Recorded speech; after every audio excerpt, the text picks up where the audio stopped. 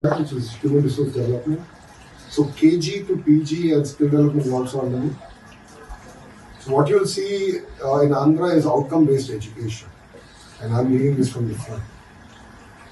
So when Mr. Naidu was thinking about portfolios, he said, who can handle education? He said, okay, there's a Stanford MBA, we have a good Bakra, now let's give it to him. It's his job now to transform the entire education. Because I truly believe in India, while we have numbers, we don't have the quality.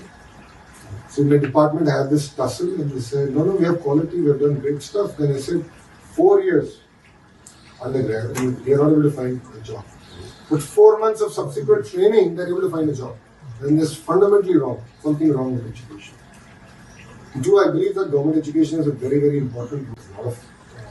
Government does play a very important role. It could be in school education, it could be in higher education. So we are very passionate about it. I'm personally very passionate about it. So we are now focused on not output but outcome-based education system. And what I'll offer to all of you here is also our state universities. Andhra University is in Visakhapatnam is one of our oldest universities in India. And what we're going to upgrade, we're going to be very research-centric. I was talking to a few of the colleagues here. Why should we promote India to American companies or European companies? Why can't we create such companies in India? And I think that's what excites us. And it's our time to turn around. But for that, we need strong, high-quality education. We need the entire, the startup ecosystem. I think we need to do a lot more. His vision evolve and just the opportunity that he is projected ahead of us, right, for the country as well. I think one thing that's really interesting, we had a chance to talk a little bit last week, is Lokesh is one of the young leaders in India, right? And I think it's that we have a generational change going on, if you think about it, and India needs that kind of energy and vision. And it's something that he was talking about, just walking through every district in the state of Andhra Pradesh, which is just mind-boggling to think about, just the length of the state. And this kind of shows the breed of new leaders that are coming up. So I think what you're going to hear from him today is not... The mandate is quite clear. It's not just about welfare. It's about creating jobs. It's about creating a vibrant ecosystem. I think for a youngster like me, reinforced the need for educated people to actually enter politics. It's a very clear mandate with which they're here. So all of you, Hyderabad, Bangalore, they were all beneficiaries of Y2K. I believe Andhra and India can now be the beneficiaries of the entire AI revolution. So as an IT electronics minister, but if you look at it, this is Naidu's fourth term as CM. And as a chief minister, he still behaves like it's his first term. 88 out of the 164 people who won on the alliance are first-time MLAs. 17 out of the 25 cabinet ministers in Mr. Naidu's cabinet are first-time cabinet ministers. So that's the kind of energy and push with which we are here. If you look at it, out of the 175 seats, we won 164. That's a 92% strike rate. That's the second highest. Using WhatsApp as a platform on speed and ease of living. And basic government delivery, how can we make it better? And I was talking to a lot of the thought leaders here, how can we implement AI in governance and slowly remove the human element, which tends to create rent-seeking, inefficiencies in the system. How can we sort of transform the entire sector? Right in every term of his. So when he discussed this entire revolution with the Honorable Prime Minister, Modi ji, he said, right, sir, do it in Andhra and we will take it to the nation. So I think everyone is looking at what we're going to do. Everyone is looking at what Andhra will do. And I think we will have a great model that we can now take it to the nation.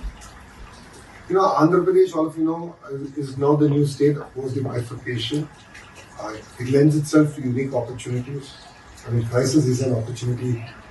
And it lends itself to that opportunity to be manufacturing, mobility, to be renewable energy, to be the entire electronics manufacturing, which is China plus one strategy that the world is adopting. It could be even things like aqua, defense, petrochem,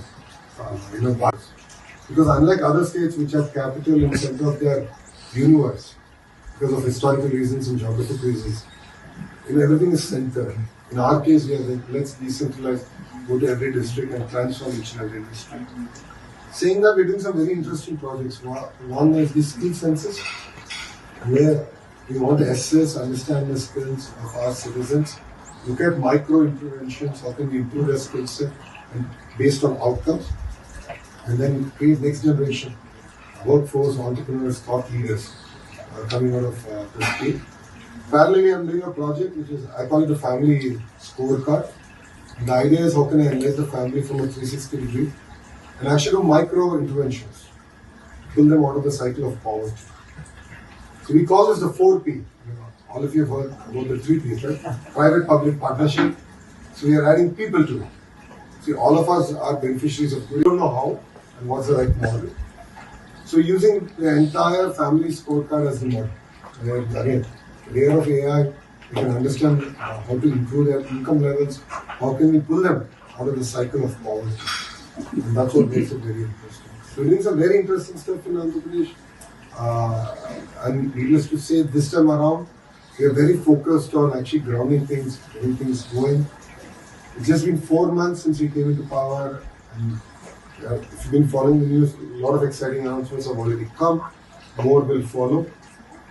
So we have actually broken our governance down not on years. It's 100 days chunks. First 100 days, second 100 days, third 100 days. What are our priorities as ministries? So how are we going to go about it? So whatever I spoke into this, just creating data centers. Forget the entire AI bit. So I keep telling the honorable ministers across states and even national that India should at least get 100 out of the 300 done. We are the largest consumers of data. And we will continue to be. The sheer size of our population will drive us there. And it's clear that the next 25 years, 2.5 decades, is India's 2.5 decades. The demographics are all in our favor. And as politicians, as entrepreneurs, if we don't do it right, then we're going to have huge challenges arising out of our nation. As a government, all of you know Mr. Naidu's way of doing things. And now what we are working on is how can AI drive